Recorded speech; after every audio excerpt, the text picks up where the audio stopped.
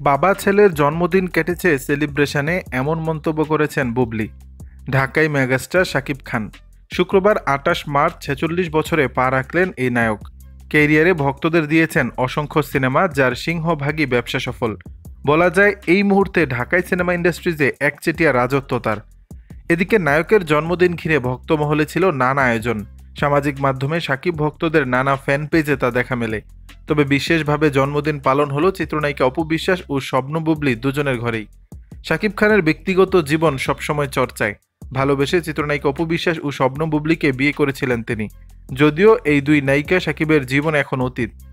এদিকে আবার শাকিব খানকে নিয়ে তাদের একে অপরের দ্বন্দ্ব লেগে থাকে। তবে জন্মদিন ঘিরে এবার অনেকটাই ব্যতিক্রম দেখা গেল। এর আগে শাকিবকে প্রশংসা করে সামাজিক মাধ্যমে জন্মদিনের শুভেচ্ছা জানান অপু বুবলি দুজনেই।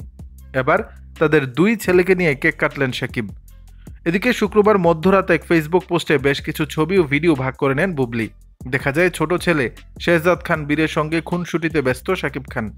ভিডিওতে দেখা যায় বীরকে নিয়ে একটি নীল সাদা কম্বিনেশনের সুন্দর কেক কাটেন শাকিব। কেকের উপরে বীরের তরফ থেকে লেখা হ্যাপি বার্থডে ড্যাডি আওয়ার মহারাজ। এরপর কেক কেটে বীরকে তা খাইয়ে দিতেও দেখা যায় শাকিবকে। বুবলি সেই পোস্টের ক্যাপশনে লেখেন, পুরো মার্চ মাসটাই বাবা ছেলে নিয়ে নিয়েছে জন্মদিনের সেলিব্রেশনে, মনে হয় যেন এসকে মাস। বুবলির এই পোস্টে অনুরাগীদেরও সাড়া ছিল ব্যাপক। দর্শক, বিষয়টি নিয়ে আপনাদের মতামত জানাবেন নিচের কমেন্ট বক্সে।